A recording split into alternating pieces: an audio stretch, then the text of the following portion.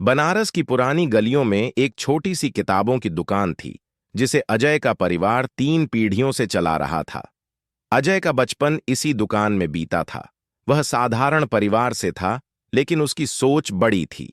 पढ़ाई में होशियार और मेहनती, अजय का सपना था कि वह अपनी जिंदगी में कुछ बड़ा करे। नेहा एक अमीर परिवार से थी। उसके पिता का बड़ा बिजनेस था और उसकी मां समाज में रुतबा रखने वाली महिला थीं। नेहा और अजय की मुलाकात कॉलेज में हुई। दोनों में बातें बढ़ीं और धीरे धीरे दोस्ती प्यार में बदल गई।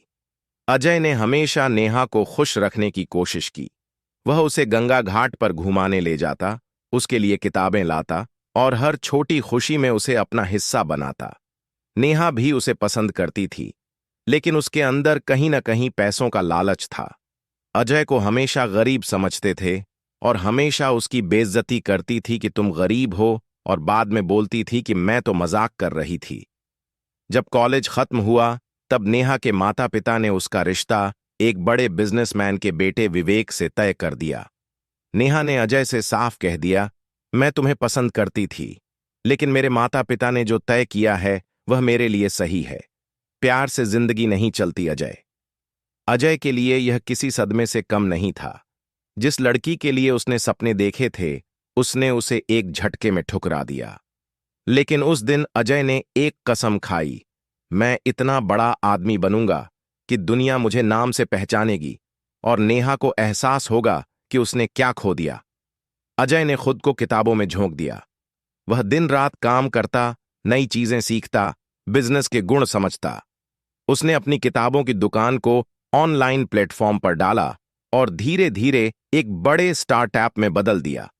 वह अमेरिका के इन्वेस्टर्स से जुड़ा और अपनी कंपनी का विस्तार करने लगा। कुछ ही सालों में अजय की कंपनी भारत की सबसे बड़ी ऑनलाइन बुक डिस्ट्रीब्यूटर बन गई।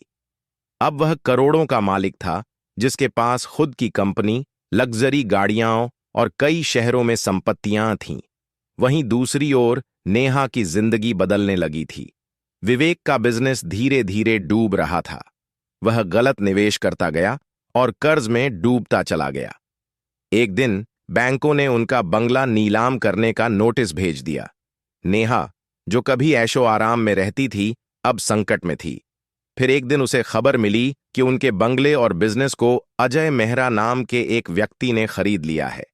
जब अजय बंगला देखने के लिए नेहा के बंगले पर गया, तो अजय को देखकर नेहा के होश उड़ गए। जिस लड़के को उसने तुच्छ समझा था, वही अब उसके घर का मालिक बन चुका था। नेहा अब तकरीबन बर्बाद हो चुकी थी।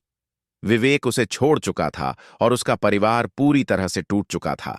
एक दिन हिम्मत करके वह अजय के ऑफिस गई।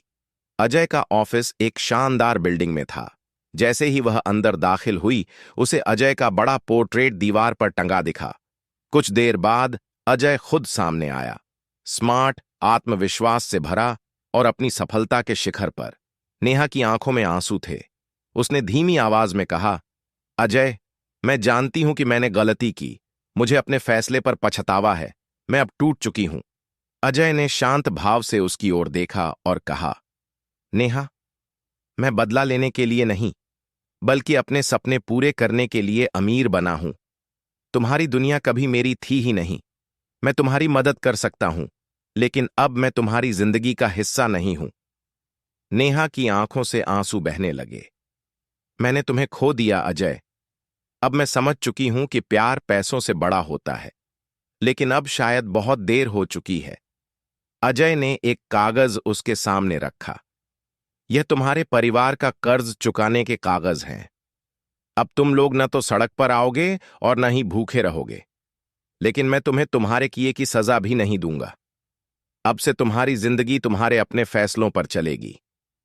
नेहा ने अपनी गलती से सीख ली।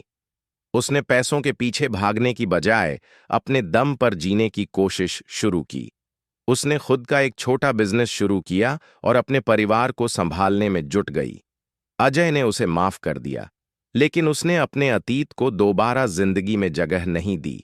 नेहा अब समझ चुकी थी कि सच्चा प्यार सिर्फ पैसों से नहीं चलता, और अजय ने यह साबित कर दिया था कि सच्ची जीत किसी को हराने में नहीं, बल्कि खुद को ऊंचा उठाने में होती है।